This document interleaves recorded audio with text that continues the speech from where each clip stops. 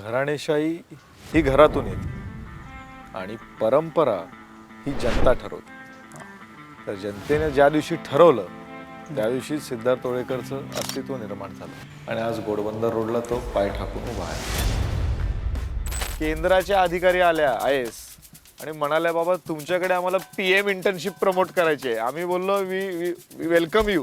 प्रत्येक गावातून 2 मुलं ठाणे महानगरपालिकेमध्ये लावण्याचं काम या सिद्धार्थने केलेलं आहे. राजकारण करतो आम्ही पण इलेक्शनच्या वेळेस, बाकी काही पूर्ण महिने वर्ष दिवस फक्त समाजसेवा आमची चालू असते. 9819 520 520 डायरेक्ट फोन करा, डायरेक्ट व्हॉट्सअप करा. कुठला PA नाही का CA नाही. काय धातूर मातूर करून कोणी एवढी मोठी आव्हानं पेलू शकत नाही. घरातूनही विरोध होता की या राजकारणामध्ये शक्यता तू राहशील का.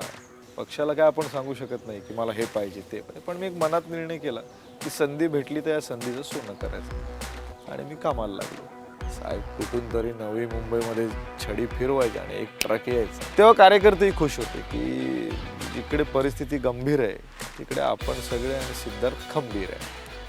या पूर्ण कोस्टल रोडच्या आराखड्यामध्ये शेतकरीला न्याय देण्यासाठी सिद्धार्थला इथे टाकलेला आहे. प्रत्येक नागरिकाला, पदाधिकाऱ्याला आणि गरजूला विमा देण्याचं ध्येय आमचं आहे. कारण ज्या मातीतून मी आलोय तिथेच माती खाण्याचं काम आमच्याकडनं तो होणार नाही एवढी मी खात्री देतो. त्या मातीची किंमत करण्याचं काम हे आम्ही निश्चितप्रमाणे करू. आता काय प्रभागातील इतर लोक आपली कामं चोरायचा प्रयत्न करतात, त्यांनी पुरावे दाखवावे की ही करोडीची कामं त्यांनी केले. आम्ही शिंदे साहेबांचे कार्यकर्ते आहोत. साहेब जर असे घरी बसून राहिले असते तर एवढं सरकारचं उलट आणि सुजलाम सुफलाम साहेबांच्या हस्ते घडलं नसतं. रस्त्यावर उतरूनच कामं होतात.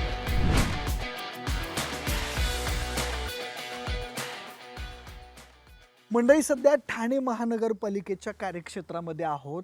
मुक्काम पोस्ट इलेक्शन या आपल्या सेगमेंटच्या निमित्तानं आपण वेगवेगळ्या लोकांना भेटतोय, वेगवेगळ्या उमेदवारांना भेटतोय आणि त्याच निमित्तानं काल मी घोडबंदर परिसरामध्ये होतो आणि तिथं काही महिलांच्या बाईट्स घ्यायचं काम सुरू होतं आणि त्याच वेळेस एक ज्येष्ठ महिला मला भेटली आणि त्यांना मी विचारलं की बाबा तुम्हाला कशा पद्धतीचा नगरसेवक हवा आहे किंवा कशा पद्धतीचा उमेदवार तुम्हाला हवा आहे आणि कसा उमेदवार तुम्ही बघता, तर आणि चांगल्या उमेदवाराची डेफिनेशन काय, अशा पद्धतीने मी त्यांना विचारत होतो. तर चांगला उमेदवार किंवा चांगला नगरसेवक बनायचा असेल तर त्याला सिद्धू बनावं लागेल, असं त्यांचं वाक्य होतं. आता सिद्धू बनावं लागेल, मी जरा कन्फ्यूज झालो. हे सिद्धू नेमकं काय भानगड आहे त्यांना विचारलं तर त्यांनी मला सांगितलं, हो सिद्धू बनावं लागेल, आमचा सिद्धू सारखा नगरसेवक आम्हाला हवा आहे. मग या सिद्धूच्या शोधात आलो आणि तोच सिद्धू, तोच घोडबंदर परिसरातील प्रभागातला लाडका सिद्धू आज आपल्या पॉडकास्ट कट्ट्यावरती आहे. आणि सिद्धू सर, तुमचं खूप खूप स्वागत आहे. घोडबंदर परिसरामधून सध्या ते उमेदवारी त्यांची आहे आणि ते निवडणूक लढवत आहेत आणि मुक्काम पोस्ट इलेक्शनच्या निमित्तानं आपल्या पॉडकास्ट कट्ट्यावर ते आज आपल्याशी हितगुज करायला आलेले आहेत. सगळ्यात पहिला प्रश्न की सिद्धार्थ ओवळेकर साहेब, खरं तर म्हटलं पाहिजे किंवा जनरली असं उमेदवारांना साहेब म्हणून ट्रीट केलं जातं, पण तुमच्या प्रभागामध्ये सगळी लोक सिद्धू दादा, सिद्धू, इतके हार्ट टू हार्ट कनेक्शन कसे काय बनले? कसं आहे, हा प्रभाग म्हणून मी कधीच बघितला नाही. माझा जन्म इकडचा, माझे वडील इकडचे, माझे आजोबा पणजोबा पण इकडचे. गेली 200 वर्ष आम्ही या गावात वसलो आणि तेव्हापासून ज्या प्रकारची सेवा आमच्या होळेकर कुटुंबांकडनं या प्रभागात, या गावात, पाड्यांमध्ये आणि जशी जशी डेव्हलपमेंट, वस्ती वाढत गेली तशा तशा मीही तशात थोडासा हातभार लावला आणि अनेक वर्षाची ही जी परंपरा आहे आमच्या फॅमिलीची आम्ही चालवत आलेलो आहे. आणि पहिला वडील दिघे साहेबांच्या मार्गदर्शनाने काम करायचे, आता आम्ही शिंदे साहेबांच्या मार्गदर्शनाने काम करतो. तर एक वर्षातून किमान 5 ते 10 वेळा प्रत्येक मतदाराशी माझी भेट होत असते. कुठल्या सुखात दुखात, गणेशोत्सव असो, मी प्रत्येकाच्या घरी जातो. प्रत्येक गावातल्या प्रत्येक दरवाज्यात मी जातो, जिकडे आमंत्रण आली मी जातो. तर ही सगळी बांधिलकी गेल्या अनेक वर्षापासून मी नगरसेवक झाल्यापासून हम्म. आणि वडिलांची जी होती तर हे जपण्याचं काम आम्ही केलं. लोकांच्या संपर्कात राहूनच लोकांचे आणि प्रभागाचे प्रश्न आपण सोडवू शकतो असं मला वाटते. आणि त्या अनुषंगाने जेवढं जास्तीत जास्तीत जनसंपर्क तेवढाच जास्तीत जास्त लोकांची कामं होण्याची जी संधी भेटते त्याच्यात फार आनंद भेटतो. तर त्या अनुषंगाने आम्ही हे सगळं करत असतो. सिद्धू साहेब, साहेब नका म्हणू, सिद्धार्थ किंवा सिद्धू म्हणाले तर आवडेल, कारण या साहेबाची काय कमी सवय जरा कमी आहे. असं तर का? सिद्धार्थ किंवा सिद्धू म्हणाला तर आता आपण एकाच वयाचे आहोत, त्याच्यात काही एवढं हे नाहीये. हां हां. तर मला आपण सिद्धार्थ किंवा सिद्धू म्हणाला तरी चालेल. अच्छा. तुम्ही मगाशी उल्लेख केला की तुमचे वडील असतील, आजोबा असतील, एक समाजसेवेचं परंपरा जी आहे तुमच्या घराला चांगली आहे. तुमच्या एकूण राजकीय जडणघडणीत याचा फायदा कसा झाला की घरातून एवढं सगळं येत आहे? खरं तर राजकारणात येणं हा कधीही आपला पर्याय किंवा ऑप्शन किंवा विचार नव्हता. पण राजकारणात ज्या प्रकारे आलो तर त्या येण्यापेक्षा लोकांनी आणलं असं म्हणता येईल, कारण घरातून पण त्या गोष्टीसाठी फार रेजिस्टन्स होता की राजकारणात जाऊ नये, लाईक माइंडेड. आणि मला ते कुठेतरी त्यावेळी वाटलं नव्हतं की एवढं सुंदर सगळं हे बनेल. पण एक खंत असते कुठलाही निर्णय घ्यायच्या आधी, तर घरातूनही विरोध होता की या राजकारणामध्ये शक्यता तू तू राहशील का, तुझ्याकडनं जे होतंय ते काय विचित्र झालं तर, अशा अनेक गोष्टी संभ्रमात माझ्या समोर यायच्या. पण ज्या विश्वासाने मला पक्षाने 2017ला माझ्यावर जबाबदारी दिली त्यावेळेस अनेक गोष्टी माझ्या खांद्यावर होत्या. माझ्या वडिलांचं नाव होतं, त्यांचं केलेलं काम होतं, त्यांची 60 वर्षाची शिवसेना पक्षासोबतची निष्ठा होती. या सगळ्या गोष्टी विचारात घेता आपल्या हातून काहीतरी चुकीचं घडावं असं कधीच वाटलं नाही. आणि मी काम करत असताना प्रत्यक्ष प्रामाणिकपणे देवाला समोर ठेवून आम्ही काम करत असतो.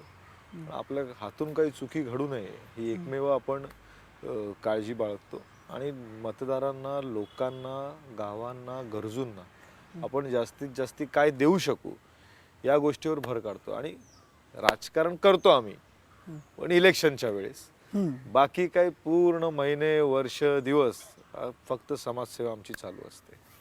आता तुम्ही सांगितलं की जवळपास 60 वर्ष शिवसेनेशी निष्ठा राखून कुटुंब आहे. बाळासाहेबांच्या विचारांचा एक प्रभाव तुमच्यावरती खूप आहे असं मी ऐकलं. या सध्याच्या घडीला जे राजकीय परिस्थिती सारखी बदलतीये, या विचारांचा प्रभाव तुम्हाला कसा उपयोगी पडतो या सगळ्यामध्ये, किंवा यामध्ये बाळासाहेबांचे विचार कुठे आहेत आणि ते तुमच्या कामातून तुम्ही कसे दाखवून देता? कसं आहे साहेब, बाळासाहेबांचे विचार हे मराठी माणसामध्ये एक वेगळी ऊर्जा आणि वेगळी उत्साह आणि आयुष्य जगण्याचं एक वेगळं माध्यम देणारे होते. बाळासाहेबांना नेहमी इच्छा असायची की मराठी तरुणाने पुढे जावं, मराठी कुटुंबाने पुढे जावं, मराठी या मुद्द्यावर फक्त महिला महिला न करता महिला सक्षमीकरण, महिलांचा रोजगार अशा अनेक विषयांवर त्यांनी भाष्य केले. आणि ते अंमलात आणण्यासाठी जे काही योग्य ते प्रयत्न होते त्यांच्या स्तरावर त्यांनी केले. आणि म्हणूनच ही शिवसेना एवढ्या मोठ्या स्तरावर आज मोठी झाली. मी बाळासाहेबांना कधी प्रत्यक्ष भेटलो नाही, पण त्यांचे विचार, लहान होतो अगदी, 92चा जन्म माझा, तर ठाण्याला आमच्या सेंट्रल मैदानाला सभा व्हायच्या. बाबा त्यावेळी शिवसेनेत असल्यामुळे इथून तिथून कुठेतरी साहेबांच्या जवळ जायचो, परस्पर करायचो, पण प्रत्यक्ष असा माझा कधी त्यांच्याशी आला नाही. आपलं जे काय होतं ते शिंदे साहेबांशीच होतं. आणि शिंदे साहेबांसारखं स्वच्छ आणि चांगला नेता भेटणं आणि त्यांच्या खाली काम करणं हे खरं भाग्य समजावं. कारण ज्या प्रकारचा मानसन्मान, ज्या प्रकारे लोकांची अडचणी सोडवण्याचं त्यांचं ध्येय आहे, त्यांचा स्वभाव आहे, ते मला एकट्यालाच नव्हे तर सगळ्या शिवसैनिकांना आणि सर्व पदाधिकाऱ्यांना एकदम हवेहवेसं वाटतं. आणि म्हणूनच शून्यातून एवढं सगळं घडवण्याचं काम साहेबांनी केलं. आणि हे सगळे विचार ठेवून, या नेत्यांचे विचार ठेवूनच आम्ही जमिनीवर काम करत असतो. ज्याने अर्थ आज अशी परिस्थिती आहे आमच्या शिवसेनेची की कोणीही जाऊन साहेबांशी भेटू शकतं. असं प्रोटोकॉल नाही की गटप्रमुख नाही भेटू शकत, शाखा प्रमुख नाही, विभाग प्रमुख नाही, जिल्हा प्रमुख नाही, नेते नाही, कोणीही सामान्य माणूस जाऊन साहेबाला भेटतो. आणि ते काहीही कुठल्याही प्रकारचं काम असो किंवा अडलेले नडलेल्या गोष्टी असो ते पोचू शकतो. तर हे जे सामावून घेणं आहे जनतेला आणि जनतेच्या लोकांना, तर ह्याच्यामुळे कामं अजून सोपी होत गेली की आपला नेता असा आहे तर आपण कसं असावं. तर मग त्यांच्या प्रतिपर्श म्हणून आम्ही सगळे शिवसैनिक जमिनीवर प्रभागात काम करत असतो.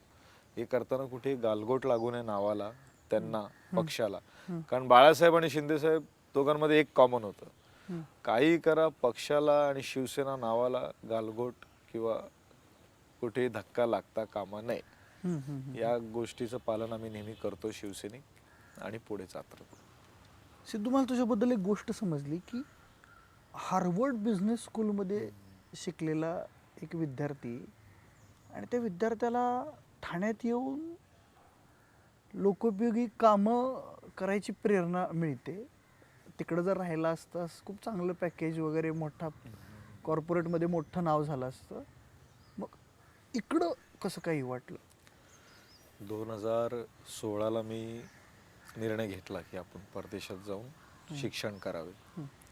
त्याच्या आधी 4 वर्ष मी माझ्या फाउंडेशनमध्ये काम केलं आणि फाउंडेशनमध्ये काम करत असताना प्रभागामध्ये वडिलांनी केलेली कामं, वडिलांची असलेली बांधिलकी समोर येत गेली.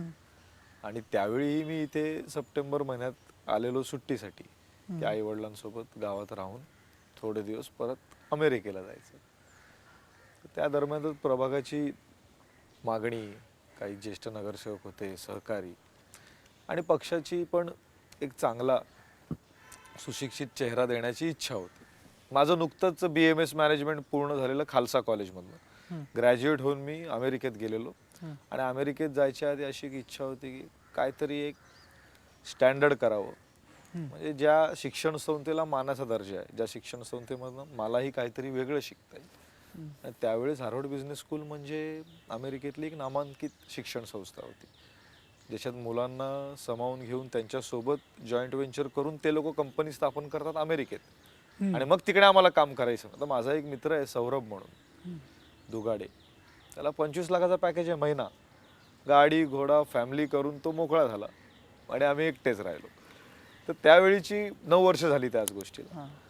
सगळ्यांच्या इच्छा आकांक्षा असतात त्यावेळी IT कॉमर्समध्ये जाऊन काहीतरी चांगलं हे करून घ्यावं.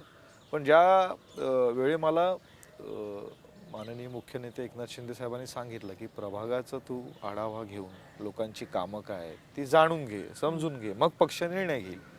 तर मी ज्या अर्थाने वडवली गावात, मोहल्ल्यात, बोरीवडे, असं माझ्या ओळ्यात, मोगरपाड्यात, कोळीवाड्यात फिरलो, लोकांना एक आशा जागृत झाली. आणि दिलीप ओळेकरांचा मुलगा म्हणून मानापेक्षा फार प्रेम भेटलं मला, फार प्रेम भेटलं मला. तर ते सगळं बघून मी मनात एक निर्णय केला. पक्षाला काय आपण सांगू शकत नाही की मला हे पाहिजे ते पाहिजे, पण मी एक मनात निर्णय केला की संधी भेटली तर या संधीचं सोनं करायचं आणि मी कामाला लागलो.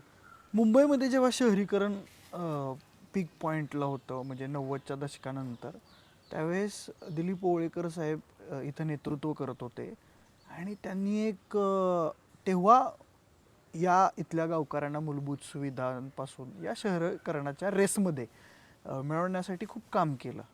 आणि कुठंतरी त्यांची परंपरा पुढं नेताना जबाबदारी वाढल्यासारखं वाटतं का, आणि ती कशी पुढं नेत आहे? बघा, वडिलांचं नाव एक कायम माझ्या पाठीवर एक चांगल्या प्रकारचं वजन म्हणून होतं. ते वजन असल्यामुळे कुठली चुकी घडू नये हे नेहमी माझ्या डोक्यात आणि मनात असते.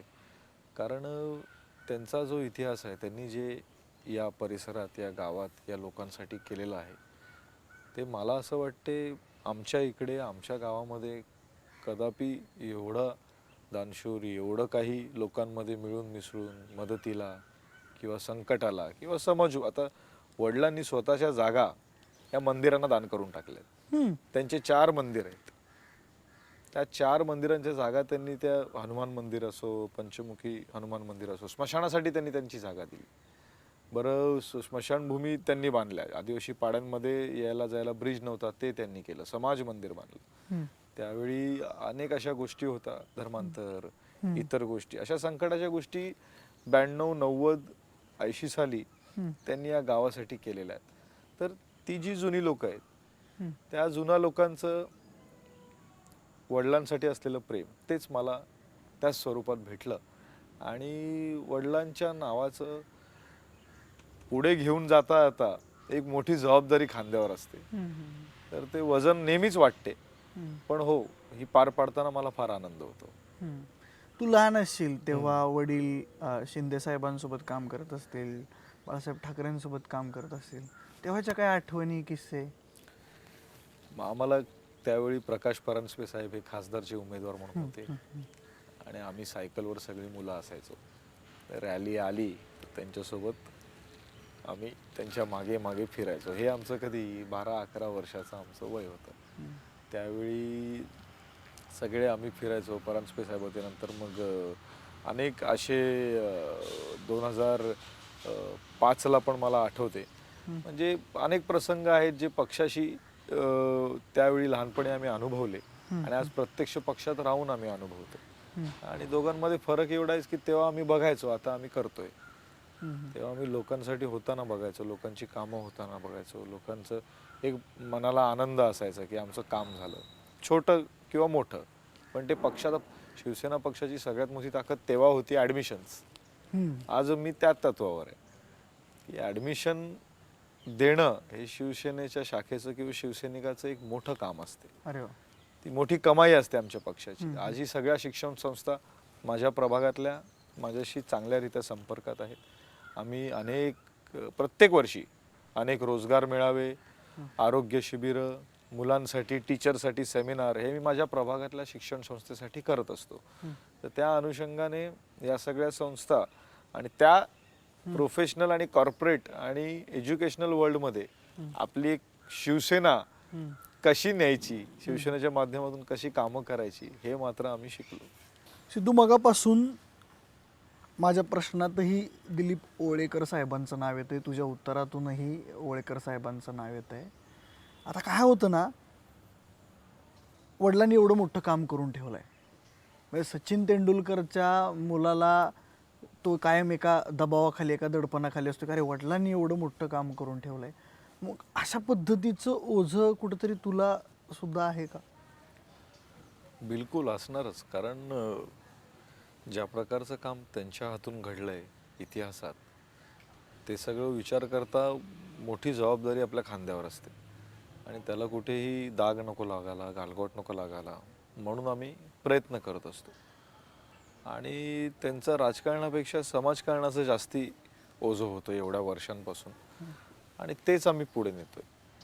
आणि कसं आहे की हे सगळं पुढे नेत असताना कुठलाही स्वार्थ किंवा राजकीय विचार आमच्या मनात नसतो. कारण ही घराणेशाहीपेक्षा समाजसेवेची एक परंपरा आम्ही चालवत आलेलो आहोत. कारण घराणेशाही ही घरातून येते आणि परंपरा ही जनता ठरवते. तर जनतेने ज्या दिवशी ठरवलं त्या दिवशी सिद्धार्थ ओळेकरचं अस्तित्व निर्माण झालं आणि आज घोडबंदर रोडला तो पाय ठाकून उभा आहे. आणि म्हणूनच तिथल्या महिला आमचा सिद्धू म्हणतात. हो, महिला, आजी, बहीण, तुम्ही एकदा या आमच्या प्रभागात सविस्तर. तुम्ही आता पब्लिकली लोकांना भेटलेत, मी काही ठराविक एरियांमध्ये तुम्हाला नेईल. तर वडिलांची बांधिलकी, आम्ही केलेली कामं ह्याचं मिश्रण आणि त्याचं उत्पन्न, आउटपुट काय येते ते बघून मनाला फार आनंद वाटतो. आता सिद्धू काय होतं ना की नगरसेवक म्हटलं की त्याला एक लिमिटेशन्स आहेत की बाबा हा रस्ते, गटार, वीज एवढ्यापुरता तो मर्यादित करून ठेवला आहे लोकांनी त्याला. पण तू तुझ्या मतदारसंघात दरवर्षी रोजगार मेळावा भरून 6,000 ते 15,000 तरुणांना रोजगार दिलायस. हे सरप्रायझिंग आहे.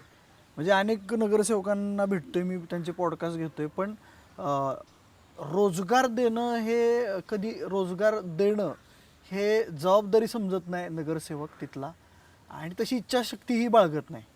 पण तू इतका युवा असून, इतका तरुण असून सुद्धा हे कसं काय साध्य केलंस?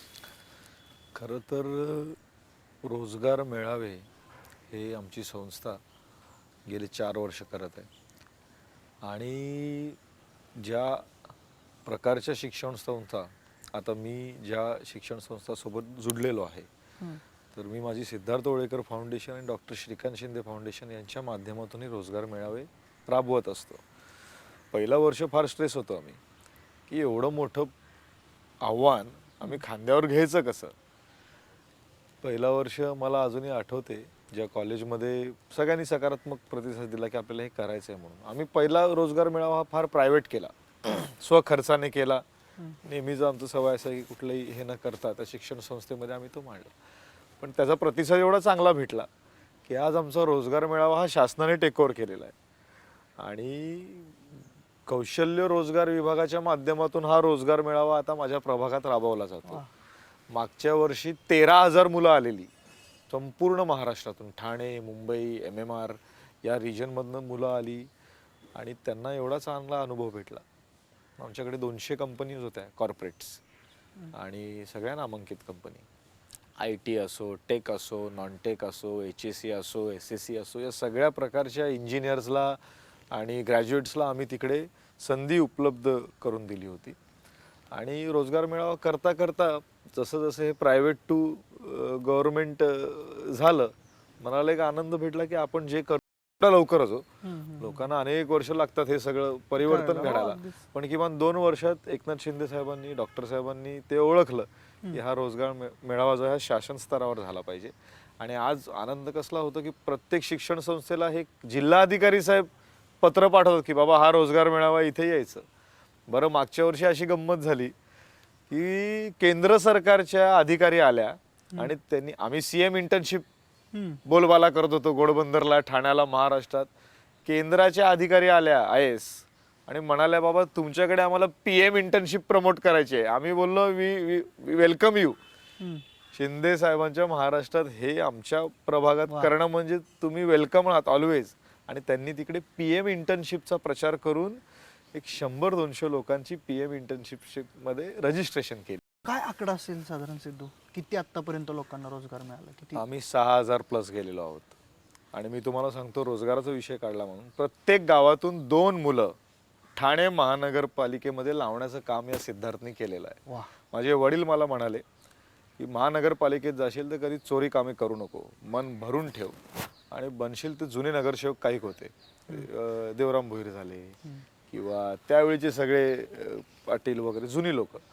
तर त्या लोकांनी एक काम केलं त्यावेळी, लोकांना महापालिकेत कामाला लावलं. तेच मी करतोय आज.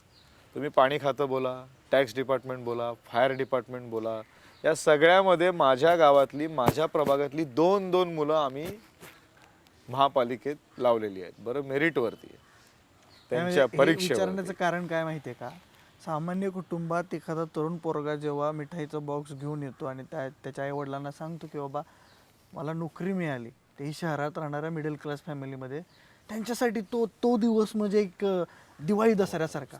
अशा 6,000 घरी जेव्हा दिवाळी दसरा होतो तेव्हा या मुलांना ऑन द स्पॉट नोकरी देण्याचा आमचा विजन आहे. आणि ते आम्ही तिकडच्या तिकडेच, कारण कसं होतं साहेब, हा जो मॉड्यूल आहे जॉब फेअरचा, शासन आल्यापासून आम्ही इतर टेक्निकल गोष्टीमध्ये, म्हणजे माझा जॉब फेअर मागच्या वर्षीचा पेपरलेस झालेला आहे. एकही पेपर न भरता तुमच्या मोबाईलवर तुम्हाला इंटरव्ह्यू येणार, कुठल्या रूममध्ये जायचं, कुठली कंपनी पाहिजे याचा प्रिफरन्स येणार. एका कॅन्डिडेटचे 4-4 इंटरव्ह्यू आम्ही घेतो एका दिवसात. बरं, ज्याला इंटरव्ह्यू जमत नाही त्याला ट्रेनिंग मॉड्यूल देतो. हा रोजगार मेळावा फक्त रोजगार मेळावा नाही, हा जॉब फेअर जो आहे हा एक वेगळ्या स्तरावरती AI असो, टेक्निकल असो आणि पेपरलेस जॉब फेअर आहे. आणि आमचे युवा नेते डॉक्टर साहेबांची संस्था असली तर सगळं बॅलन्स करायला लागतं. सगळ्या धातूर करून कोणी एवढी मोठी आव्हानं पेलू शकत नाही. तर पक्षाचीही कडेकोट नजर असते आणि आम्ही डिलिव्हर करतो. आमची संस्था, आमचा स्थानिक शिवसैनिक जो आहे तो पक्षासाठी लोकांची कामं, लोकसेवा, लोकांचा सहभाग हाच आमचा प्रथम प्रयत्न असतो. रोजगार मेळावे घेत असताना एक मोठी संधी ठाण्यात आली. देशाचे पंतप्रधान नरेंद्र मोदीजी यांचा नमो रोजगार मेळाव्यामध्ये काम करण्याची संधी आम्हाला, आमच्या संस्थेला भेटली, आमच्या टीमला भेटली.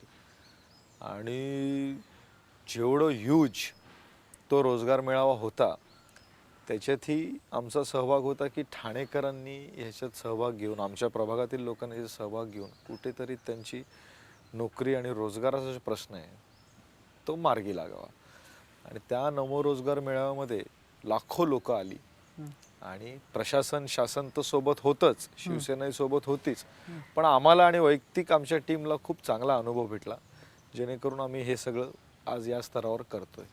जेव्हा प्रभागात फिरलो तेव्हा अशी एक अजून सिद्धार्थ गोष्ट कळाली की एक्झिक्युशन प्रत्येक गोष्टीचं आहे, त्यामध्ये सिद्धार्थ मास्टर असं लोक म्हणाले आम्हाला. आणि त्याचंच एक उदाहरण असं आहे की मुख्यमंत्री युवा कार्य प्रशिक्षण योजनेचे जे पहिले लाभार्थी आहेत 5, ते शिंदे साहेबांनी पहिले आपल्या मतदारसंघामध्ये आपल्या प्रभागामध्ये ते होते पहिले 5 लाभार्थी. तर हे एक्झिक्युशन आहे, कोणताही प्रकल्प असो कोणताही योजना असो, हे एक्झिक्युशनची जबाबदारी म्हणजे सिद्धार्थवर काय येते? कसं आहे, आता साहेब मुख्यमंत्री असताना एवढ्या योजना काढला. आमच्या ठाण्यावाल्यांमध्ये प्रतिस्पर्धा असते, कोण पहिला करते. आणि रोजगार म्हणालं, तरुणाई म्हणालं तर आमच्या डोक्यात ही ते नेहमीच असते. मुख्यमंत्री कार्य प्रशिक्षण योजना जेव्हा सुरू झाली तर पहिले फॉर्म भरायची कुठे लगबग लागली असेल तर ती घोडबंदर रोडला लागली.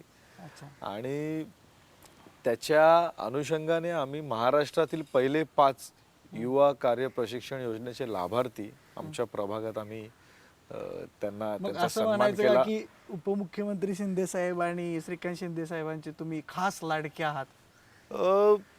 साहेबांचा आणि डॉक्टर साहेबांचा लाडका असल्यापेक्षा आम्ही जे काम करतो ते त्यांना कदाचित आवडत असेल आणि म्हणून ते काम लाडकं आहे असं मला वाटते. अच्छा. त्यात असं व्यक्तीने केलेल्या कामाची किंमत असते, व्यक्तीने दिलेल्या वचनाची किंमत असते. आपण दिलेलं वचन आणि त्याप्रमाणे केलेली कृती याला समाजात मान आहे आणि ते आम्ही करत असतो. आता सिद्धार्थ फाउंडेशन आपलं नाव येतंय, श्रीकांत शिंदे फाउंडेशन नाव येतंय. फक्त रोजगार क्षेत्र नाही, आरोग्य क्षेत्रातही काम आहे, रुग्णवाहिका आहेत, व्हीलचेअरचं वाटप असेल. जवळपास 12,000 ते 15,000 लोकांना या फाउंडेशनच्या माध्यमातून आरोग्य सेवेचा लाभ मिळालेला आहे. आता या निवडणुकीच्या पार्श्वभूमीवर फाउंडेशनच्या माध्यमातून होणाऱ्या कामांची जबाबदारी अधिक वाढली असं वाटतं का? हो, निश्चितप्रमाणे. माझं सगळं तर माझी फाउंडेशनचीच लोक खरं तर कार्यरत आहेत आता प्रभागात. कारण संघटनेत वर चढ खालीवर होत असते, पण ही जी लोक माझ्याशी जोडलेली आहेत या आरोग्य सेवेमध्ये असतील, रोजगार मेळाव्यात असतील. मी आज घोडबंदर रोडला निशुल्क रुग्णवाहिका सेवा सुरू केली, त्याला जवळपास 7 वर्ष झाली आणि 10,000 प्लस आमचे कॉल गेलेले आहेत. तर 4 रुग्णवाहिका आणि 1 शववाहिका असं आम्ही दिली. आणि जसं जसं हे वाढत चाललंय वस्तीकरण, संपर्क, कॉल्स, तसं आम्ही त्याच्यात अजून विस्तार करतोय की अंत्यविधीचा पॅकेज द्यावा, डॉक्टर द्यावा, ऑक्सिजन व्हेंटिलेटरवाली आपण ॲम्ब्युलन्स द्यावी. तर हे वेळेनुसार हे सुधार होत जातील आणि ही रुग्णसेवा एवढी फायदेशीर पडते. घोडबंदरच्या ट्रॅफिकमुळे थोडंफार होते इकडे तिकडे, पण ही जी 7 वर्ष बघितली, या 7 वर्षात लोकांना ह्या गोष्टीची खूप गरज असते. कारण 4 ते 8,000, 8 ते 16,000 आणि गावाचं असे असेल तर 30,000. हे बजेट जे आहे हे सामान्य माणसाच्या आवाक्याबाहेरचं आहे. ते कुठेतरी आपण आपल्या खांद्यावर घेतलं तर लोकांना त्याचा 100% कुठेतरी फायदा म्हणू शकत नाही पण दिलासा भेटतो की आपला या रुग्णवाहिकेच्या आरोग्य सेवेचा खर्च कोणतरी उचलला आहे. नक्कीच, कारण आरोग्य म्हटलं की तिथं माणूस इमोशनल होतो आणि त्या ठिकाणी कोणतरी आपल्या प्रभागाचं प्रतिनिधित्व करणारा व्यक्ती आपल्या पाठीशी उभा आहे, ही भावना खूप मोठी आहे. मग अशा वेळी लोक भेटतात का ज्यांना लाभ मिळाला आहे? अशा काही आठवणी आहेत, किस्से आहेत? लोक भेटतात म्हणजे आता ही सगळी सेवा चालू असताना त्या लोकांना आपण काही संपर्क करत नाही. पण जेवढे तेवढे आता मला साधारण 100-200 लोक असं स्पेसिफिकली आठवणारा किस्सा? हा, तसे तर खूप आहेत. मला आता तुम्ही माझा व्हॉट्सॲप बघाल तर आज सकाळी एका महिलेचा फोन आला. ती तेच म्हणते, दोघं नवरा बायको एकटे राहतात, ती काय कमवत नाही, त्यांच्यात एवढी ताकद नाही की ते कुठेतरी एक व्यवसाय करतील. अशा कुटुंबाला मी स्टार मार्क करून ठेवतो. मिस कॉल जरी आला तर लगेच काय पाहिजे ते विचारावं. खरं तर आमचा एक ॲम्ब्युलन्स ग्रुप आहे. माझे फाउंडेशनची लोक, ॲम्ब्युलन्सची संस्था आणि माझे काही मित्र, आणि ही लोक सगळे दिवस रात्र 12 नंतर हे कॉल घेणार, 12 आधी हे घेणार. नंबर एकच आहे, ग्रुप एकच आहे. तिकडे फक्त टाकलं तर रात्री अपरात्री कधी ही सर्व्हिस चालू असते. आणि विशेषतः आठवतं तर हा प्रतिसाद बोलण्यापेक्षा मी अनुभवलेला आहे आणि मनाला फार आनंद भेटतो. आणि जी लोक भेटतात, कारण असे कार्य न बोललेलेच बरे.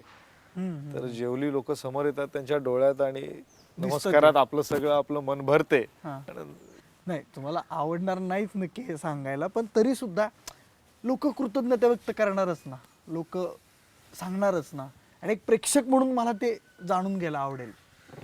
कसं आहे, ही आरोग्य सेवा करत असताना आम्ही सर्वतोपरी त्या गरजावंताची, जो गरजू आहे त्याला अजून काय देता येईल त्याच्यावर काम करतो. मला आठवतंय हे ॲम्ब्युलन्स कॉल वगैरे तर डेलीच झाले आता. म्हणजे आपण जसं चहा पितो, पाणी पितो, नाश्ता करतो, तसं ॲम्ब्युलन्स कॉल्स रोज सकाळी तो ग्रुप बघितल्याशिवाय चैन पडत. आणि दिवसाचे 8 ते 9 कॉल रोज असतात. आणि मी माझ्या प्रभागात या आरोग्य सेवेसाठी विशिष्ट माझा नंबर दिलेला आहे, 9819 थेट तुमचा 520 नंबर आहे. 520. डायरेक्ट फोन करा, डायरेक्ट व्हॉट्सअप करा. कुठला PA नाही का CA नाही. वा, मी डायरेक्ट संपर्कात असतो लोकांशी, व्हॉट्सॲपवर असो का कॉलिंगवर असो. आणि रुग्णसेवेसाठी तर आम्ही सगळी टीम नेहमी सतर्क असतो. ही रुग्णसेवा करत असताना सॅटिस्फॅक्शन अनेक गोष्टींमध्ये आम्हाला भेटते. आता आम्ही कृत्रिम अवयव लावण्याचा आम्ही कॅम्प घेतला आपल्या आनंद आश्रम येथे. आपल्या पक्षाच्या माध्यमातून तो कॅम्प आम्ही घेतला. तर तिथेही अपंग लोकांना ज्या प्रकारच्या सुविधा या पक्षाच्या मार्फत, आमच्या संस्थेच्या मार्फत दिल्या, तर त्याच्यात कुठेतरी ही मनाला एक शांतता भेटते की हे गरजेचं आहे आणि ते आपल्या माध्यमातून होत आहे. आणि त्याच्यासोबतच आम्ही ज्या काही प्रकारच्या शिबिर लावतो, जसं काय मोफत सर्जरी असो, किडनी ट्रान्सप्लांट असो, अँजिओग्राफी, अँजिओप्लास्टी, कॅटरॅक्ट सर्जरी, या सगळ्या सुविधा आम्ही मोफत लोकांना देत आलेलो आहे. मोफत, किमान प्रभागातल्या लोकांना आम्ही मोफत देत आलेलो आहे. आणि हे सगळी शिबिरं घेत असताना एक मनाला या आरोग्य सेवा करण्याचा कुठेतरी एक आनंद भेटतो की आपण हे अजूनही केलं पाहिजे. आणि म्हणून आम्ही सगळे ते करत राहणार आयुष्यभर. हां, ते कृत्रिम अवयव प्रत्यारोपण ज्यांचं झालं त्यांचं काय नेमकं, म्हणजे काय घडलं होतं काय? कसं आहे, या कृत्रिम अवयव जेव्हा आपण दिले तेव्हा प्रभागातील अनेक लोक त्या सेवेपासून वंचित होते. कारण ती फार एक्सपेन्सिव्ह, फार पैसे त्याच्यात हे करून ते अवयव भेटतात. आणि आम्ही आनंद आश्रम येथे शिवसेनेच्या माध्यमातून हे सगळे अवयव त्यांना पुरवले. ज्या अर्थी ज्या ठिकाणी त्यांना हे आम्ही वितरित केले, तर त्या लाभार्थ्यांना प्रत्यक्ष त्यांच्या पायावर उभं राहताना बघितलं तर माझे पाय थोडे, पण एक मनाला आनंद झाला की आपण ही सेवा करतोय. आणि अशा सगळ्या रुग्णांना, अशा सगळ्या वंचितांना आपण सहकार्य आणि मदत केली केवढं पाहिजे. भारी ते फिलिंग असेल ना, जेव्हा एखाद्याला नाही, हात एकदम मिळाला, एखाद्याला पाय मिळाला. मी म्हणालो ना, माझेच पाय थोडे हडबडले त्याला पायावर उभं राहताना बघून. वा, तर ही सेवा कायम आम्ही चालू ठेवण्याचा आमच्या संस्थेने आणि आमच्या पक्षाच्या माध्यमातून आम्ही निर्णय घेतला. असं म्हटलं जातं की तुम्ही पाठवलेली ॲम्ब्युलन्स किंवा आपल्या माध्यमातून पोचलेली ॲम्ब्युलन्स 10 मिनिटात पोहोचते. हो, निश्चित. तुम्ही ट्राय करा. आता कुठेही असाल, आता आपण ओळ्यात आहोत, तुम्ही 10 मिनिटात पाठवा. माझ्या ह्याच्यावर फोन करा, मी इथे इंटरव्ह्यूच्या मध्ये लगेच व्हॉट्सअप करेन की ॲम्ब्युलन्स. 10 मिनिटात आमचा तो एकदम प्रायोरिटी सर्व्हिस आहे ती. कारण ॲम्ब्युलन्स एक असा विषय ज्याच्यात नो कॉम्प्रोमाइज, ती पोचलीच पाहिजे. आणि आमच्यासोबत 2 नर्स आणि 1 डॉक्टर पण जातो. ऑक्सिजनवाली मोठी आपली ॲम्ब्युलन्स आहे. अरे वा. हां. हे आरोग्य म्हटलं की कोरोना काळ आठवत नाही असं होणार नाही. अगदी परीक्षेचा काळ होता सिद्धार्थ त्यावेळेस, आणि शहरात तर खूप मोठी अवघड परिस्थिती निर्माण झालेली होती. आता इतर प्रभागाबद्दल बोलायचं झालं तर अनेक नगरसेवक काम करत होते, पण ते फार घरातून सेफ साईड बाळगून काम करत होते. पण सिद्धार्थ म्हणजे लोक सांगतात प्रभागातले की सिद्धार्थ मैदानावर होता, मैदानावर लढत होता. काय आठवणी आहेत, कसं काम झालं त्यावेळेस, आणि मैदानातला अनुभव काय होता? कोविडच्या आठवणी वाईटच आहेत. कारण एवढी चांगली चांगली लोकं आमची त्या कोविडच्या महामारीमध्ये अडकलेली बघूनच आम्ही सुरुवातच त्याच्यापासून केली. कारण हे एक तर परदेशातून आलेलं सगळं आपल्यावर संकट, आणि त्यात आपली गावातली लोकं, पाड्यातली लोकं, आणि अशी परिस्थिती की सर्व क्वारंटाईन, कोण घराबाहेर निघू शकत नाही. आणि आपण जेव्हा घराबाहेर निघायला हे केलं तर घरच्यांना पण चिंता व्हायची. कोविडमध्ये मी वेगळाही राहिलो आहे. घरातल्यांपासून लहान, कारण वडिलांचं वय 75, या वयात आपण संसार घेऊन जायचं, त्यामुळे मीही लांब राहिलो. आम्ही सुरुवात केली कारण लोक घरातून निघणार नाही. आम्ही भाजीपाला नाशिकवरनं आज दादा भुसे साहेब आहेत, त्यांनी आम्हाला त्यावेळी मदत केली आणि प्रत्येक सकाळी किमान 100 रुपयामध्ये आम्ही अशी 10 किलो भाजी द्यायचो लोकांच्या घरी. वा. तिथून आमची सुरुवात झाली आणि कोविड काळामध्ये आमच्या नेत्याला बघून आम्ही लयच सुटलो. म्हणजे शिंदे साहेबांनी ज्या प्रकारे कोविडची धारा हातात घेतली, ते असं करतायत तर आपण काय काय करायला पाहिजे, या अनुषंगाने आम्ही उतरलो मैदानात.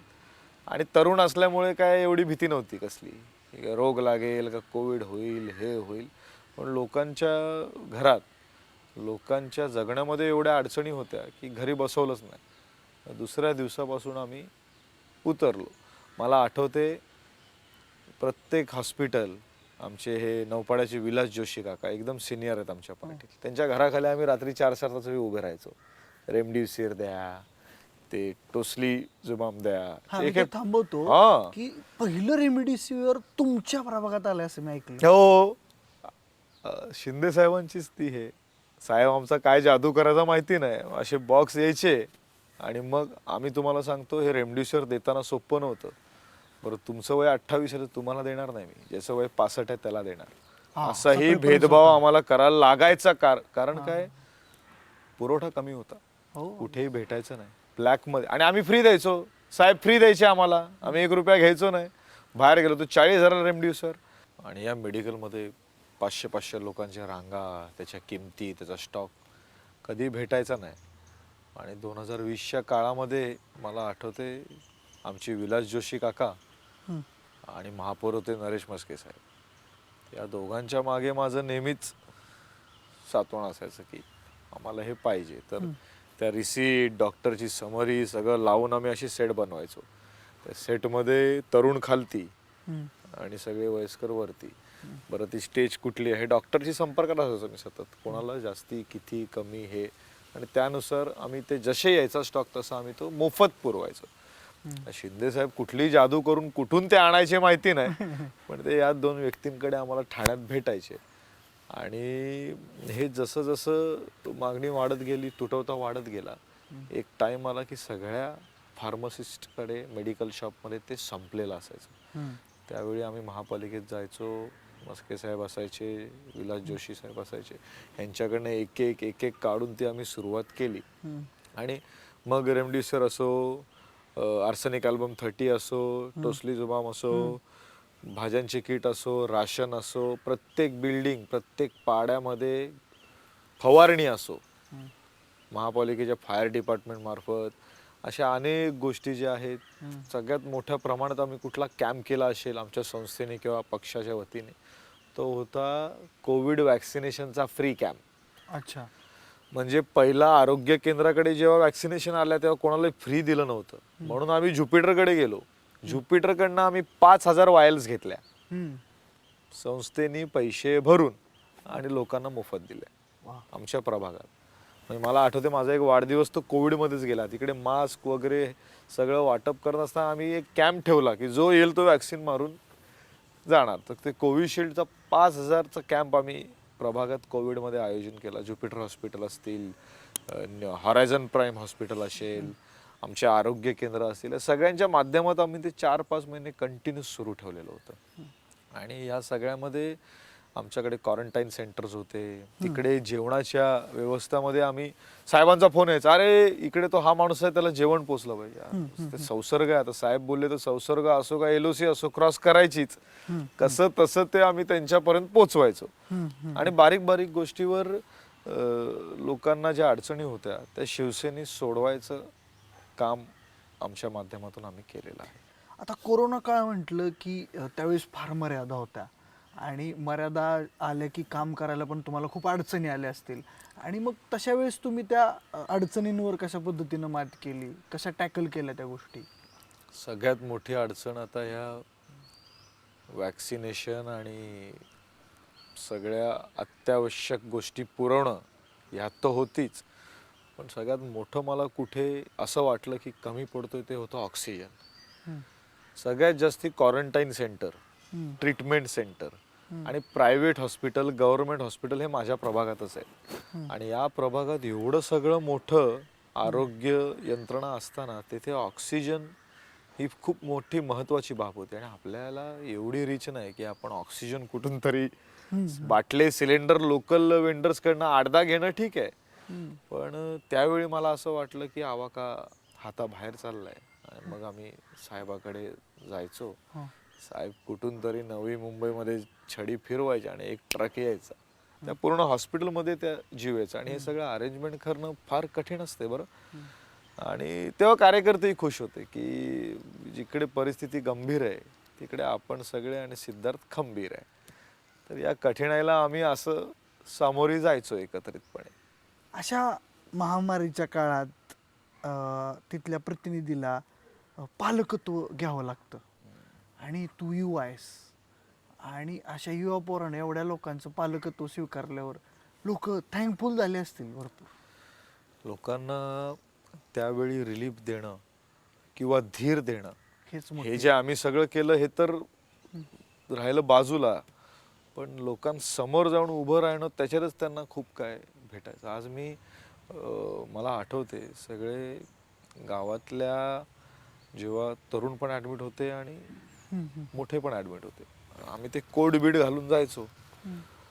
तेव्हा गेल्यावरती त्यांनी जेव्हा हात वरती केला त्याच्यातच, आणि डॉक्टर म्हणायचा बरं का की तुमच्या असण्यामुळे तुमच्या प्रभागातील लोकांना फार गोष्टी ज्या आहेत ते सामोरे जायला बळ येते. कारण डॉक्टरही तेव्हा घाबरायचे आणि त्यांचा परिवारही आतमध्ये जाऊ नाही शकत. आणि थोडं नगरसेवकाचं हे असल्यामुळे कुठेही जाणं प्रभागात तरी सोपं असते.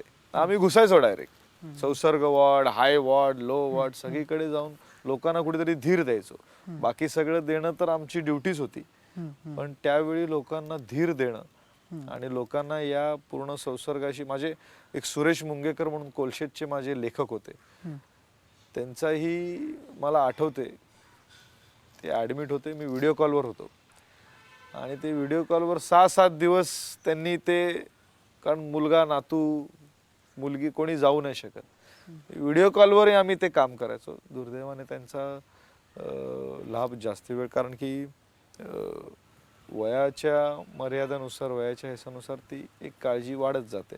तर आम्ही अशा लोकांशी व्हिडिओ कॉलमध्ये द्वारा वगैरे संपर्कात राहायचो, त्यांना कुठेतरी बळ द्यायचा प्रयत्न करायचो. आणि एवढं काही चालू असताना अनेक गोष्टी घडल्या आणि ज्या काय सुचल्या, ज्या काय आवश्यक होत्या, ज्या लोकांना पाहिजे होत्या, त्या सगळं काय आम्ही करायचा प्रयत्न केला. आरोग्याविषयी बोलताना त्यावेळेस शिंदे साहेबांनी हिंदू हृदय सम्राट बाळासाहेब ठाकरे आपला दवाखान्याची जी संकल्पना आहे ती आपल्या प्रभागात म्हणजे एक्झिक्युशन, मग असा मुद्दा परत आहे की तुझ्यावरच पहिलं काय लाड काहीच माहीत नाही, पण तुझ्या प्रभागामध्ये ही आपला दवाखान्याची कॉन्सेप्ट जी आहे ती राबवली गेली, ती कशा पद्धतीनं काम करते? आपला दवाखाना जेव्हा ठाण्यामध्ये प्रथमच माननीय शिंदेसाहेबांच्या मार्गदर्शनाखाली आणण्यात आला, प्रस्तावित करण्यात आला, तर आम्ही एक शिवसेना म्हणून, घोडबंदर रोड शिवसेना म्हणून आम्ही ठरवलं की माझ्या प्रत्येक वाढदिवसाला आम्ही एक आपला दवाखाना उघडणार.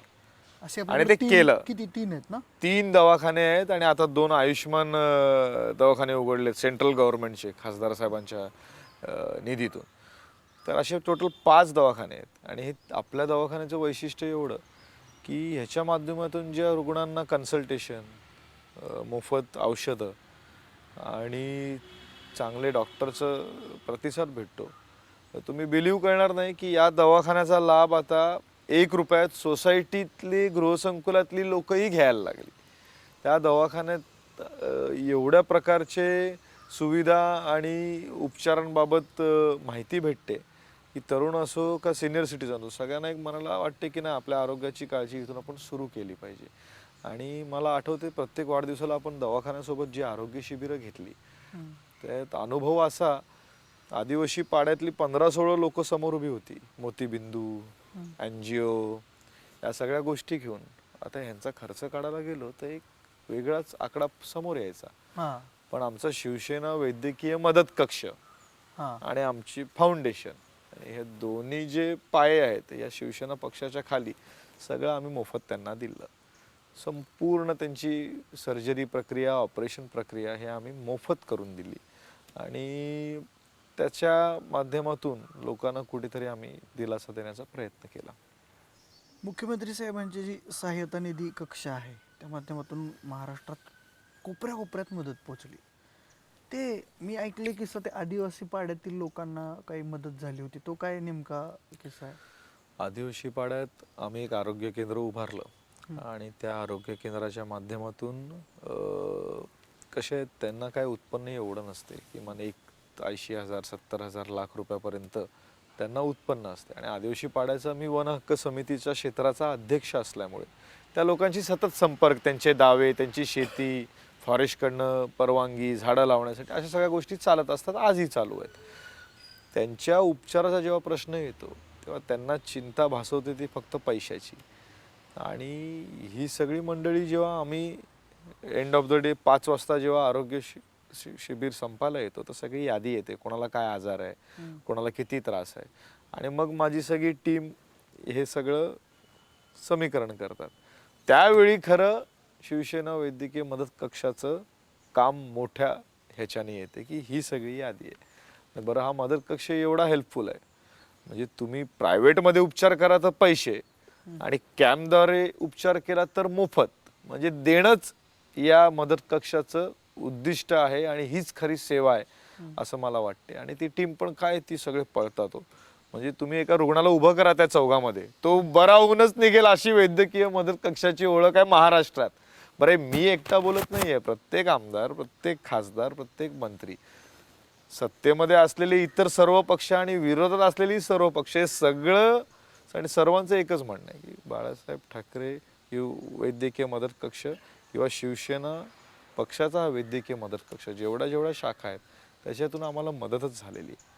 तर ही मदत ही आमच्या प्रभागात आम्ही त्या माध्यमातून पोहोचवलेली आहे. सिद्धार्थ, हे तर आहेच, म्हणजे मुख्यमंत्री सहायता निधी कक्षातून मदत झाली, शिवसेना मदत कक्षातून मदत झाली, आपला दवाखान्याचे 3 दवाखाने उभे राहिले. आता या निवडणुकीच्या पार्श्वभूमीवरती पुढचं एम काय? एम्स म्हणजे एम बद्दल विचार. एम्सच आहे माझं एम. पुढच्या माझ्या प्रभागासाठी, ठाण्याच्या भविष्यासाठी एम्सच आहे. ठाण्याच्या नवीन प्रस्तावित विकास आराखड्यामध्ये माननीय उपमुख्यमंत्री एकनाथ शिंदे साहेबांनी एम्स हॉस्पिटलची निर्मिती करण्यासाठी एक रिझर्वेशन प्रस्तावित केलेलं आहे. ते पण ओळा मोघरपाड्यामध्ये. थेट एम्स? हो, एम्स. आणि या एम्स हॉस्पिटलची रचना आम्ही या वडोली ओळा भागात करत आहोत. आणि माझी अशी प्रामाणिक इच्छा आहे की पुढे प्रभागाची काळजी घेण्यासाठी अशा प्रकारची वास्तू ही आम्हाला कायमस्वरूपी जी आहे ती आरोग्य सेवा देत राहील. या सगळ्या आरोग्य सेवेमध्ये आम्ही सेवा देत असताना, लोकांशी भेटत असताना एक गोष्ट मी त्यांच्या डे टू डे लाईफमध्ये जाणून घेतली की यांना कुठेतरी सिद्धार्थ म्हणून, शिवसेना म्हणून संरक्षण देणं, सिक्युरिटी देणं फार महत्त्वाचं आहे. कारण हे पदाधिकारी असतील, पाड्यातली लोकं असतील, सामान्य नागरिक असतील, यांना कुठेतरी आम्ही विमा देण्याचा एक संकल्प केलेला आहे, इन्शुरन्स देण्याचा एक संकल्प केलेला आहे की माझ्या प्रभागातील जास्तीत जास्त लोक, आम्ही सुरुवात आदिवासी पाड्या आणि माझ्या शिवसेना प्रभागाशी करणार आहोत की किमान 500 ते 1000 रुपयात त्यांना लाईफ इन्शुरन्स भेटेल. ॲक्सिडेंट आता आम्ही पोस्टातही चर्चा केली, भारत डाकमध्ये तेही तयार झालेले आहेत. आता काय या इलेक्शन नंतर साहेबाकडे गाऱ्हाणं मांडायचं की पोस्टाशी काहीतरी करून द्या आणि प्रभागातील प्रत्येक नागरिकाला, पदाधिकाऱ्याला आणि गरजूला विमा देण्याचं ध्येय आमचं आहे, संकल्प आमचा आहे की प्रत्येक नागरिकाला, प्रत्येक पदाधिकाऱ्याला, प्रत्येक आदिवासी पाड्यातील लोकांना आम्ही विमा योजना त्यांच्यापर्यंत पोहोचवणार आहोत. थोडक्यात तुम्ही विम्याची जबाबदारी घेऊन टाकलेली आहे. बिलकुल. हे आरोग्य क्षेत्र आहेच, तू बाहेरून शिकून आलायस आणि यासोबतच तुला तिकडची शिक्षण व्यवस्था कशी काम करते हे बऱ्यापैकी आता माहीत झालेलं आहे. त्याच दृष्टीने मी ऐकलं की आदिवासी पाड्यामध्ये डिजिटल शाळा तू केली आहेस. कशा पद्धतीने ही संकल्पना सुचली आणि आदिवासींसाठी अशा पद्धतीनं शिक्षण त्यांना द्यावं असं का वाटलं? खरं तर आदिवासी पाड्यांमध्ये डिजिटल शाळा हे अनेक कॅपजेमिनी असतील किंवा अनेक संस्था असतील ह्यांना त्या शाळेंपर्यंत पोचवण्याचा मोठा टास्क असतो. कारण कुठलीही संस्था ही महापालिकेशी जोडून देणं आणि ते अंमलात आणणं ही खूप मोठी टास्क असतं आणि त्याच्यावर आम्ही प्रयत्न करून पानखंडा शाळा असेल, ओवळा शाळा असेल, ह्यामध्ये ह्या डिजिटल उपक्रम, डिजिटल तंत्रज्ञान आम्ही पोचवण्याचा प्रयत्न केला आहे. आणि जेणेकरून मुलांना एक नवा अनुभव शिक्षणात येतो. मुलांना या सगळ्या बदलत्या टेक्नॉलॉजीमध्ये, वाढत्या या सगळ्या डिजिटल युगामध्ये कुठेतरी त्यांचा सहभाग असणंही, म्हणजे ते कुठेही विलिप्त नको राहायला या पूर्ण नवीन रचनेमध्ये. म्हणून आपण प्रयत्न करत असतो की नवीन नवीन एज्युकेशनल टेक्निक. आणि परदेशात मी स्वतः अभ्यास केल्यामुळे तर तिकडच्या आरोग्यसेवेचीही मला जाण आहे आणि तिकडच्या शैक्षणिक महत्त्वाचीही मला जाण आहे. त्या दोन्ही गोष्टी लोकांपर्यंत कशा पोचवायच्या याचा आम्ही प्रयत्न करत असतो. शाळांचा विषय निघालाच आहे, तर तरुण मुली आहेत, महिला आहेत, त्यांच्या सुरक्षितेचा प्रश्न सध्या खूप मोठ्या प्रमाणात आवासून उभा आहे. त्या अनुषंगानं तुम्ही सध्या वेगवेगळ्या शाळांमध्ये सेल्फ डिफेन्स ट्रेनिंगचे प्रशिक्षण शिबिरं आयोजित करताय. ही संकल्पना कशी सुचली आणि कसं काम सुरू आहे त्या बाबतीतलं? आमच्या इकडे अनेक संस्था आहेत. नगर युवक शिक्षण संस्था, सरस्वती, या सर्व शिक्षण संस्थांमध्ये आम्ही तरुणींसाठी आणि महिलांसाठी विशेष self defence camp, good touch, bad touch, नंतर काय स्किल आहेत, कशा प्रकारे या परिस्थितीला सामोरं जावं, अशा सगळ्या शिबिरं आम्ही घेतले. जेणेकरून महिलांना एक आत्मबळ यावं, महिलांना एक वेगळी ताकद भेटावी. या सर्व डे टू डे ह्याच्यामध्ये वावरताना त्यांना कुठेतरी सुरक्षित ठेवणं हे आपलं ध्येय आहे. आणि ज्या प्रकारे एकनाथ शिंदे साहेबांनी काम केलं आहे, लाडकी बहीण योजना असो, तर सर्वात जास्ती लाभार्थी हे घोडबंदर रोड ओवळा इथून आम्ही नोंदणीकृत केलेलं आहे, त्यांची नोंदणी केलेली आहे. बचत गटांची सर्वात जास्ती नोंदणी ही आमच्या प्रभागातून आहे. म्हणजे माझ्या वैयक्तिक प्रभागात आम्ही 380 बचत गट नेमणूक केलेले आहेत. आणि त्या सगळं महिलांना या योजनेच्या कुठे हँडबॅग्स बनवणं असं, कुठे खाद्यपदार्थ असतील, कुठे हँडीक्राफ्ट, हँडलूम असतील, अशा विविध प्रकारच्या ज्या गोष्टी आहेत त्या आम्ही या महिलांना देत असतो. आम्ही मागच्याच महिन्यात एक संकल्पना दिली की जिथे हँडलूम मार्केट असतात त्याच्या बाजूला जे आहेत ते तुम्ही कमर्शियल काही शॉप्स ठेवा महिला बचत गटांसाठी. तो येणारा क्राऊड आणि त्याला मान्यता ही आम्हाला एक प्रायमरी स्तरावर भेटलेली आहे. आणि हे अधिकाधिक वाढत जाणार. म्हणजे त्यांना शरीराने पण आणि मानसिकरित्याही बळ देण्याचं शिवसेनेचं आणि आमच्या प्रभागातील सर्व लोकांचा प्रयत्न आहे. आपल्याकडून बरेच लाडक्या बहिणीचे जी, फॉर्म जी. भरले गेले. बिलकुल. आता नगरसेवक, नगरपालिका, महानगरपालिका म्हटलं की सगळ्यात मुख्य मुद्दा येतो तो म्हणजे इन्फ्रास्ट्रक्चरल डेव्हलपमेंट.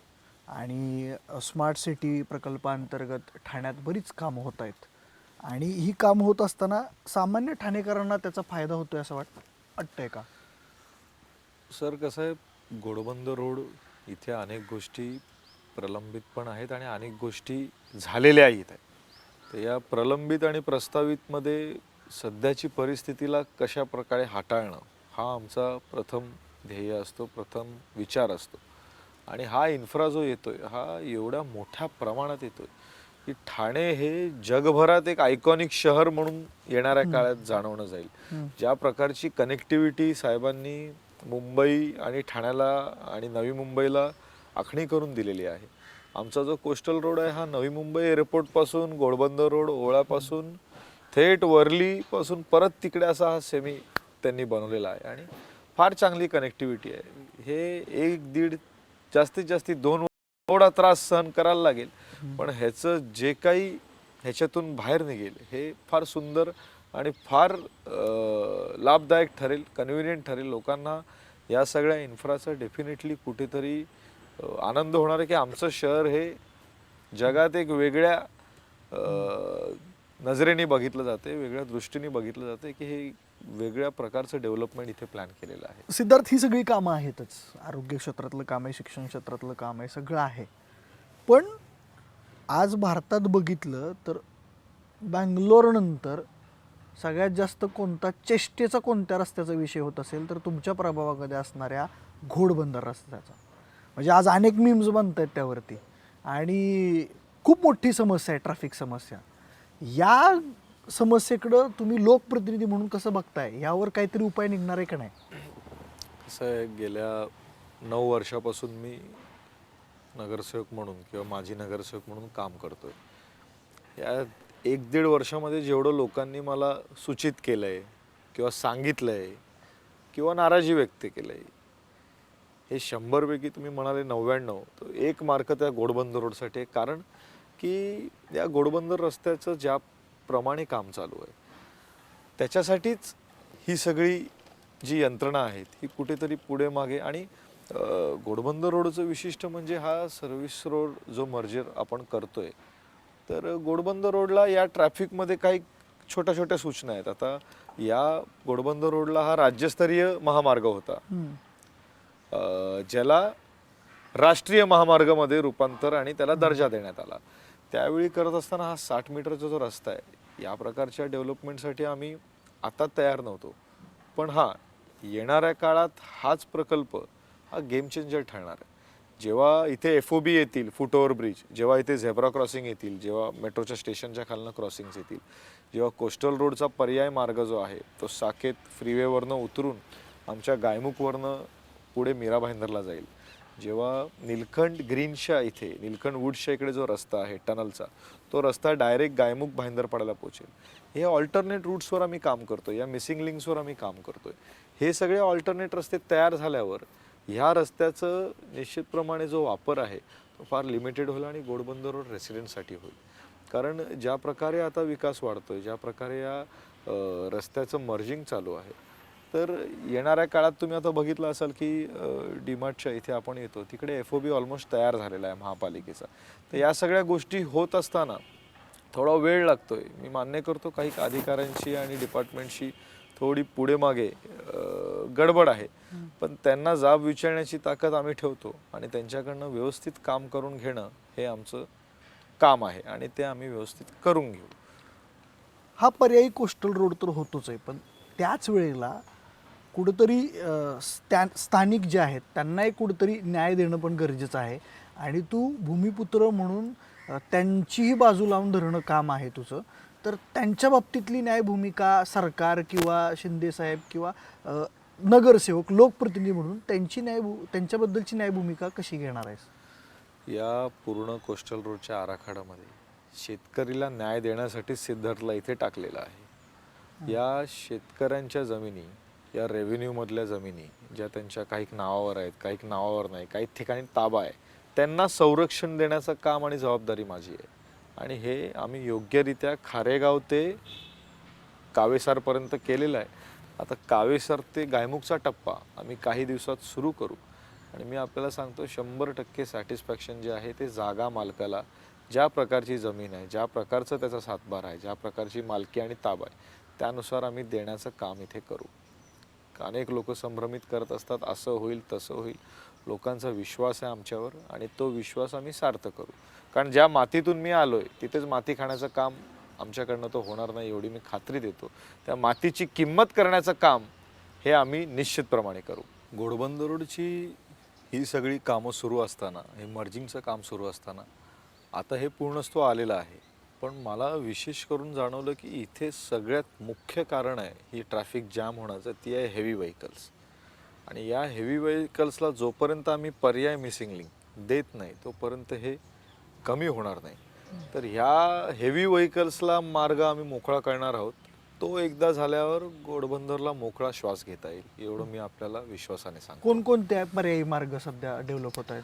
सर, आपण बघाल तर आता हा जो कोस्टल रोड फ्रीवे आहे तो CST वरनं सुरू होतो आणि कोपरी आनंदनगर इथे येऊन थांबणार आहे. तिकडून हा कोस्टल रोड सुरू होऊन बाळकुम, घोडबंदर रोड, मीरा भाईंदर, वर्सोवा आणि पुढे जाऊन वरळी CST इथे तो जॉईन होणार आहे. अच्छा. तर ही जी कनेक्टिव्हिटी आहे त्याच्यासोबतच आमच्या इथे काही फ्लायओव्हर्स आहेत जे आपल्याला Alibag Delhi multi corridor model आहे, त्याच्यानंतर बुलेट ट्रेन आहे.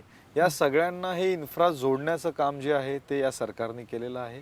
आणि अत्यंत चांगल्या प्रकारची कनेक्टिव्हिटी भविष्यात ठाणे, मुंबई, नवी मुंबई या तिन्ही शहरांना असणार आहे असं विजन माननीय उपमुख्यमंत्री एकनाथ शिंदे साहेबांनी ठेवलेलं आहे. आणि त्यालाच कुठेतरी एक खारीचा वाटा म्हणून आम्ही या सगळ्या गोष्टी प्रत्यक्ष लोकांसाठी करत असतो. सिद्धार्थ, आपण बऱ्यापैकी सगळ्या क्षेत्रांवर बोललो, म्हणजे आरोग्य असेल, शिक्षण असेल किंवा इन्फ्रास्ट्रक्चर असेल, सगळ्या बाबतीत बोललो. पण आता आपण जरा मुख्य मुद्द्याकडे येऊयात, ते म्हणजे येणारी आगामी निवडणूक. सध्याच्या घडीला बघितलं तर राजकीय परिस्थिती जी आहे ती खूप मोठ्या प्रमाणावर बदलताना दिसते आहे. म्हणजे नॅचरल अलायन्सेस राहिलेल्या नाही आहेत. शिवसेनेमध्ये फूट पडलेली आहे, भाजप आणि शिवसेना शिंदे गट वेगळे लढत आहेत आणि एक अशी सरमिसळ झालेली आहे आणि ती सरमिसळ कुठेतरी आपल्या प्रभागामध्येही थोडीफार दिसते. तर आत्ताच्या घडीला या निवडणुकीकडे तू कसं बघतोयस?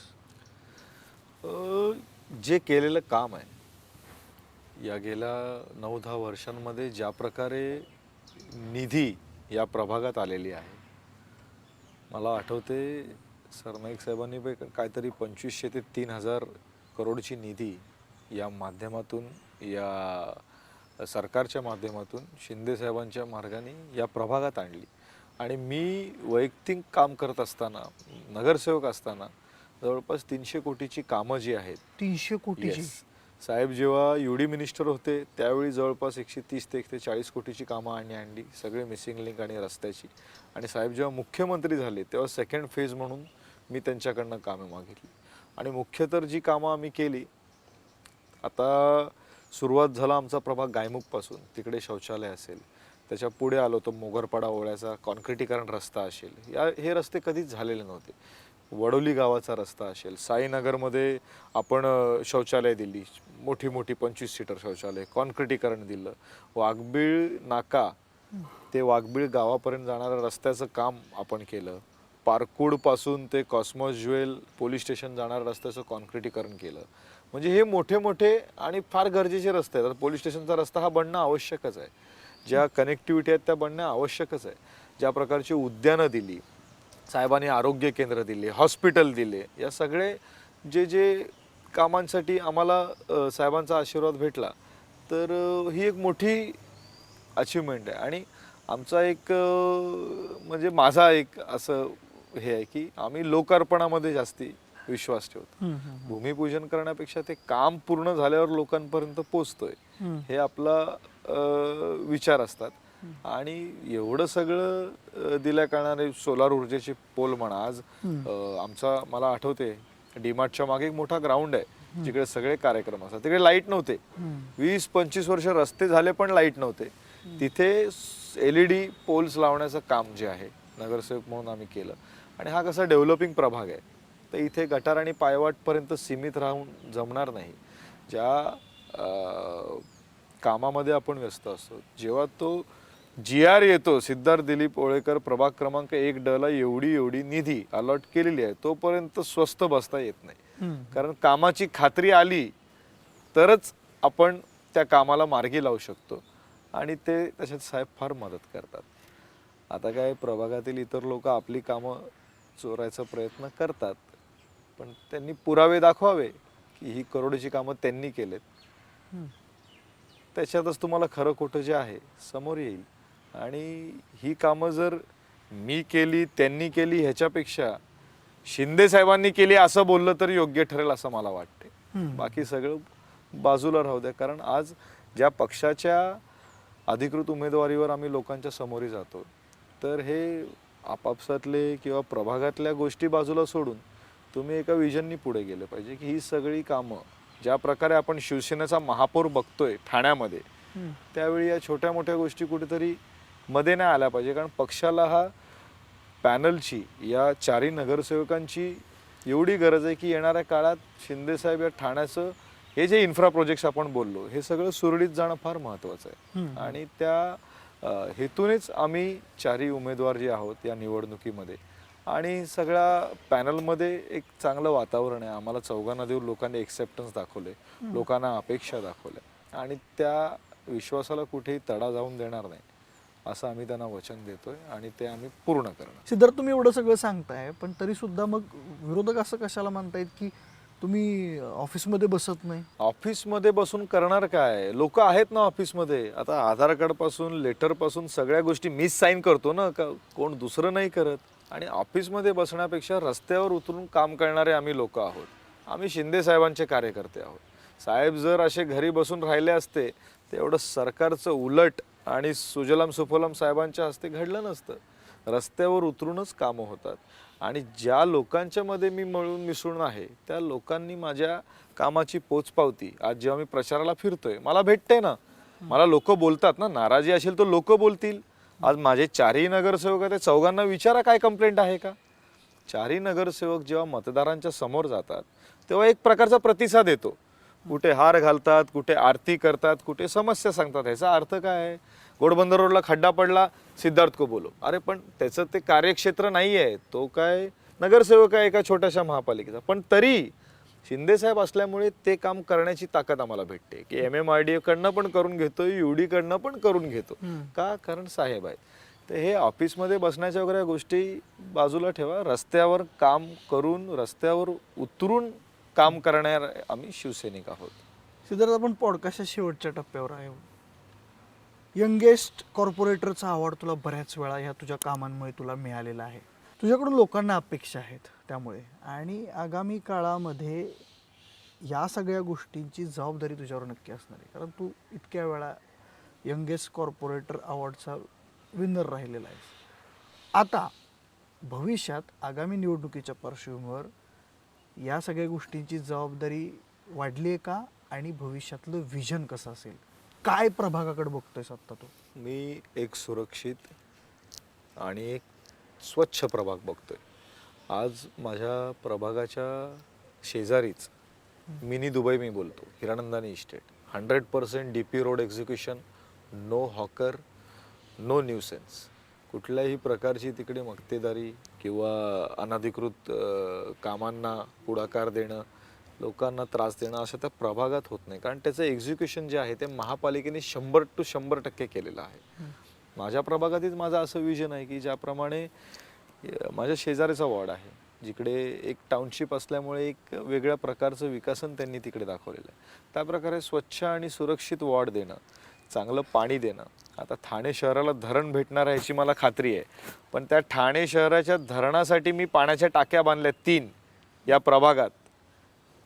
तो साठा उपलब्ध करून ठेवणं फार गरजेचं आहे. नगरसेवक म्हणून, महापालिका म्हणून साहेबांनी उद्या धरण आणलं तर आमचे 10-20 ESR रेडी पाहिजेत. पाणी या भरा आणि मग डिस्ट्रीब्यूट करा. ही पाण्याची समस्या आम्ही पुढच्या 5 वर्षात जी आहे त्याचा पाण्याचा साठा आम्ही वाढवतोय. मी प्रत्यक्ष एक धरणही बांधलेलं आहे, पण ते एका पानखंड्या गावात छोटंसं धरण आहे आणि त्या गावापुरती ते मर्यादित आहे. पण अशी ठाणे शहराला जेव्हा येईल तेव्हा या ESRच्या माध्यमातून आम्ही त्यांना पाणी पुरवठा देऊ. जिकडे प्रकाश पडणं आवश्यक आहे, ज्या पाड्यांमध्ये ती ऊर्जा येणे गरजेचं आहे त्यांच्या सोयीसुविधांसाठी. कारण काय, भौगोलिक सगळ्यात मोठी रचना माझ्या प्रभागाची आहे. जवळपास 32 ते 34 किलोमीटरचे रस्ते माझ्या प्रभागात आहेत आणि भौगोलिक ठाणे महानगरपालिकेमध्ये सगळ्यात मोठा प्रभाग आहे तो आमचा आहे. आणि यावेळी या सगळ्या गोष्टीच्या माध्यमातून योजना असतील, इन्फ्रा असेल, मिसिंग रोड असतील, मिसिंग लिंक असतील, हे सगळं, आणि विशेषतः पाणी असेल. घोडबंदर ट्रॅफिक तर आता हे 2-3 महिन्यात तुम्हाला दिसणार नाही, कारण हेवी व्हेकल जातील बाजूला आणि हा रस्ता जो आहे पूर्ण कॉन्क्रिटीकरण होऊन जाईल. तर पाण्याची समस्या जी आहे हा माझा एकदम प्राईम आणि सगळ्यात मोस्ट इम्पॉर्टंट गोष्ट आहे ती म्हणजे पाणी. आणि त्यासाठी आम्ही आता 3 ESR 3 पाण्याच्या टाक्या बांधल्या आहेत. येणाऱ्या काळात अजून टाक्या ज्या आहेत त्या प्रभागामध्ये वेगळ्या वेगळ्या ठिकाणी देऊन, त्या TDRच्या माध्यमातून असो का महापालिकेच्या निधीतून असो का MMRDच्या निधीतून असो, पण ते करणं हा एकमेव माझा प्रयत्न असेल. याच नोटला म्हणजे आपण थांबूयात. खरं तर मी मगाशी एक गोष्ट सांगितली की हाय सिद्धार्थ, ह्याला साहेब नाही व्हायचं आहे, ह्याला त्याच्या प्रभागातल्या जनतेचा लाडका सिद्धू बनून राहायचं आहे आणि सिद्धू बनूनच त्याला काम करायचं आहे. आणि एक विजन घेऊन हा तरुण तडफदार कार्यकर्ता, मी म्हणेन साहेब म्हणण्यापेक्षा, जो लोकांची कामं करतोय, लोकांच्या मदतीला धावून जातोय आणि एक विजन घेऊन आपला प्रभाग विकसित करतोय. हेच खरं तर उद्देश आहे आपलं या मुक्काम पोस्ट इलेक्शन या सेगमेंटचं. आपण असे नगरसेवक भेटीला आणतोय जे वेगवेगळ्या घटकातून येतात, जे वेगवेगळ्या वयोगटातून येतात आणि आज भेटलेला हा तरुण तडफदार कार्यकर्ता जो आज आपल्या प्रभागाला एका वेगळ्या पातळीवर नेऊन ठेवतोय. या सिद्धार्थच्या या कामगिरीबद्दल आणि त्याच्या या कामांबद्दल तुम्हाला काय वाटतं कमेंट बॉक्समध्ये अगदी निसंकोचरित्या व्हा आणि अशाच पद्धतीचे पॉडकास्ट पाहण्यासाठी आपल्या विशेष भारीच्या यूट्यूब चॅनलला सबस्क्राईब करायला अजिबात विसरू नका. धन्यवाद.